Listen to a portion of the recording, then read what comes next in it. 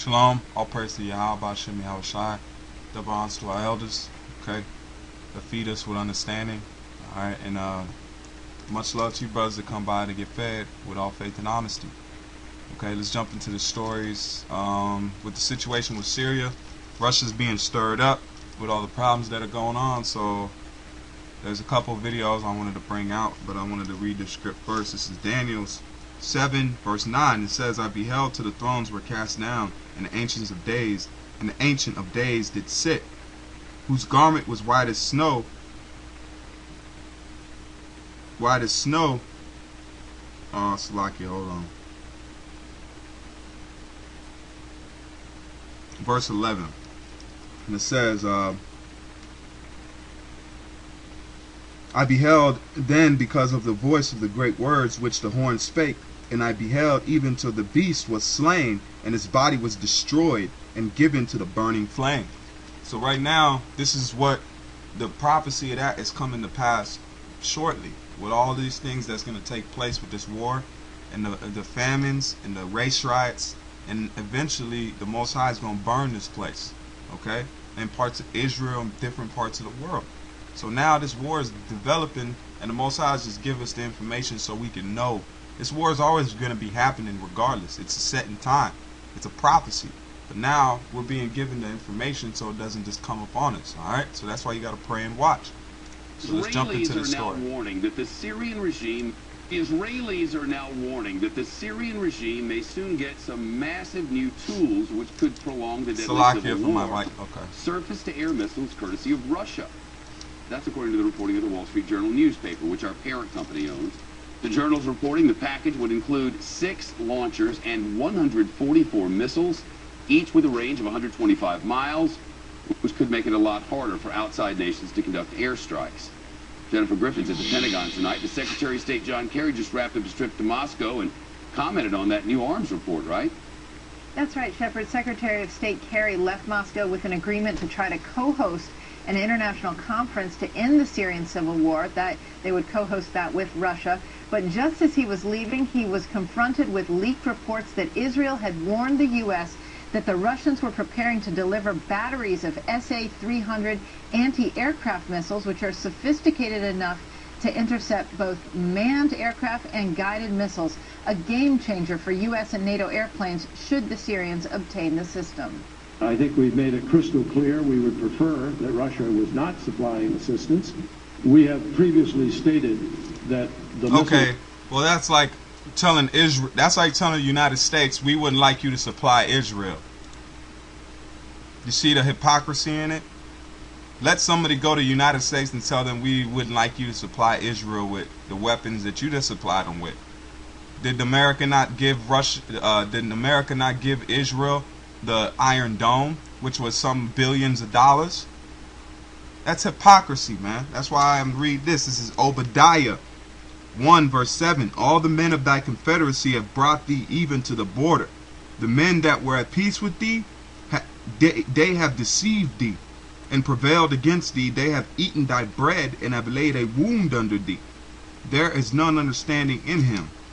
Just like Russia took they said that they broke up the USSR, so that's why America's been helping Russia and dealing with Russia and letting Russia into the different EUs and different things like that. Okay, Russia's not really a part of it. They're just in the talks. Okay, they have like big votes.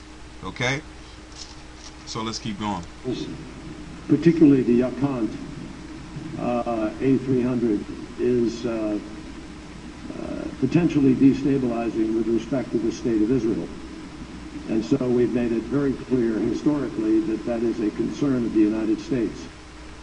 British Prime Minister David Cameron, a key NATO ally, travels to Moscow Friday and will be in the U.S. to meet with President Obama next week, Chef. And Jennifer, the militant group Hezbollah announced today that Syria will provide its fighters with what the leader there, Hassan Nasrallah, calls game-changing weapons. Remember, Hezbollah was backed by both Syria and Iran in standoffs against the Israelis. Analysts point out that Iran has frequently sent new arms through Syria to Hezbollah in Lebanon. Alright, you can see Russia ain't playing no more, man. After they dropped that munitions on that factory, which probably there were some Russian workers there. Who knows, man? Who knows? Who really can tell? This is another report. Let's go to Madison and I started from most recent on to the past, okay, to the lesser news, but it's all referring to the same situation. To James H. Fetzer, Professor Emeritus with the University of Minnesota. Welcome to the program, sir. Professor, Syria's President Bashar Assad says Syria is capable of facing Israel. How much do you think there will be a military confrontation between Damascus and Tel Aviv? Well, it's a very threatening situation, and just to correct John Kerry's observation, there should be a growing cascade of nations protesting the violation of international law by Israel, which we have not heard from our own President of the United States. I am sorry to say, but the dastardly and despicable history of United States involvement in the Middle East has discredited the American government, in my opinion. The threat to the people of Syria is so great by this Israeli strike in violation of international law. Russia and other countries ought to send troops and anti-aircraft batteries there as a humanitarian gesture to uphold international law, which the United States manifestly is not doing. And of course the US and Russia have held talks over Syria in Moscow. What about that? I mean, how much is the US willing to come to terms and solve this issue diplomatically, that is, rather than funding and arming the insurgents in Syria? Well, you have to remember, the play within the play can be very distracting. This attack by Israel and these discussions can conceal the fact that this is only one of a series of nations in the Middle East that Wesley Clark was informed the United States intended to destabilize in the next several years. Those have included Afghanistan, Iraq, Libya. Syria has simply proven to be a tougher nut to crack.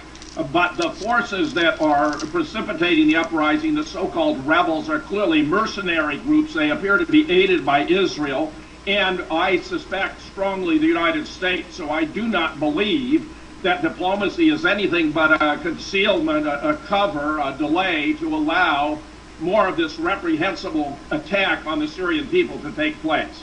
Indeed, let me go back to my first question once again, the fact that Syria's president saying that Syria is capable of facing Israel. I mean, in terms of Syria's military might, we know that in the past 2 years Syria has stood firm in the face of all the insurgency and terrorism going on in the country against it.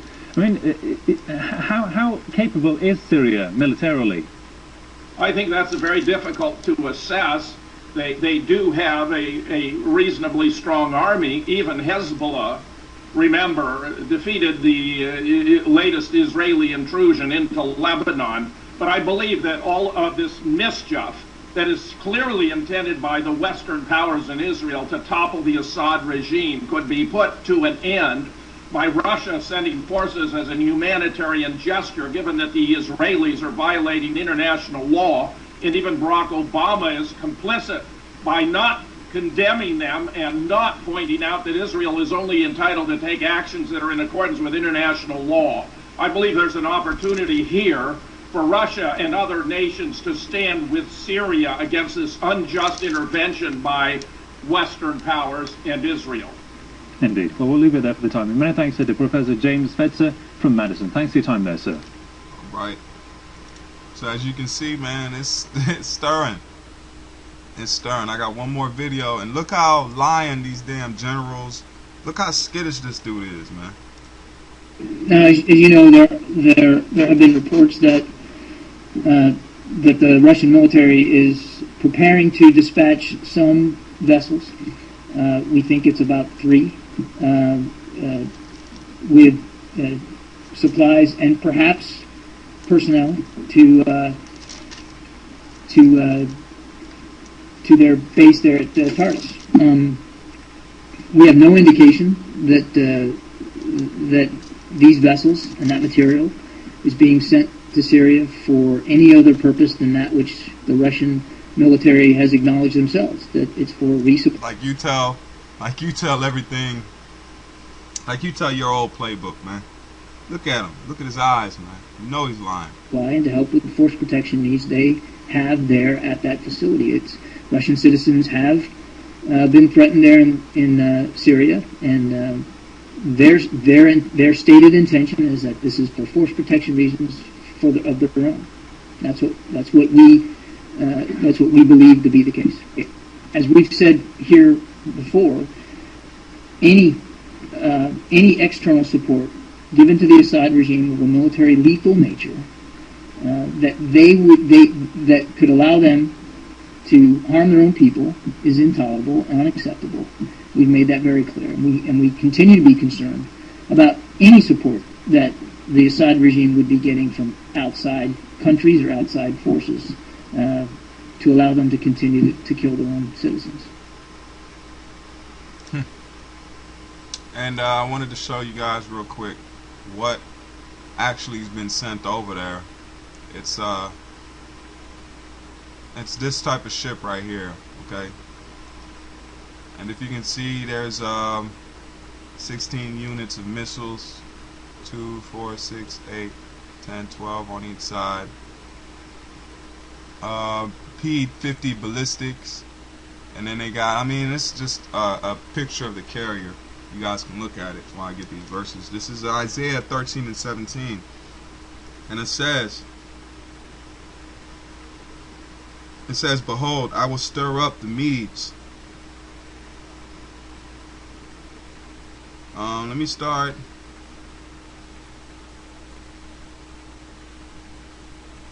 It says, it shall be as the chased roe, as a sheep that no man taketh up.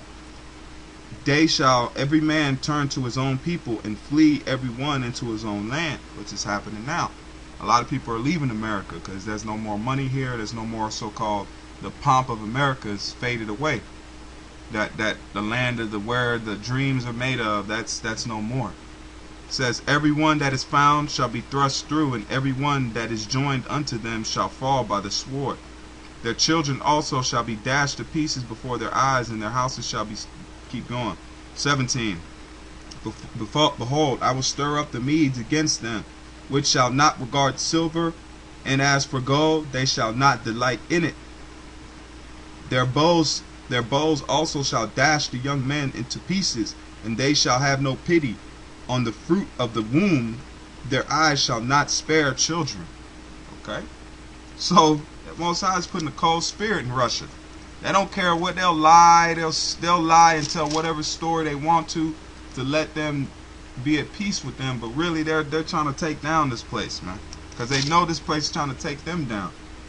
This is Proverbs 6 and 35. And it says, he will not regard any ransom, neither will he rest content, though thou givest many gifts. Like, what gifts? Is the so-called help that Russia's been given from America, letting them come into the trade, the worldwide trade, let them get, that's all gifts. But they ain't caring now. They're still sending support to Assad in Syria. Alright, then jump with me to Jeremiah 50 and 3. This is Jeremiah 50 and 3.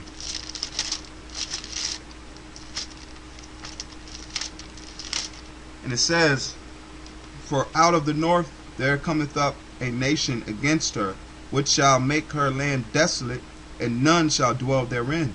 They shall remove, they shall depart, both men and beasts. And in those days, and in that time, saith the Lord, the children of Israel shall come, they and the children of Judah together, going and weeping, they shall go and seek the Lord their power, which we're doing now because we're being woke up in these last days. And we're seeking the Most High. We're seeking Yahweh Shem Yahweh Shai in truth and honesty. Okay?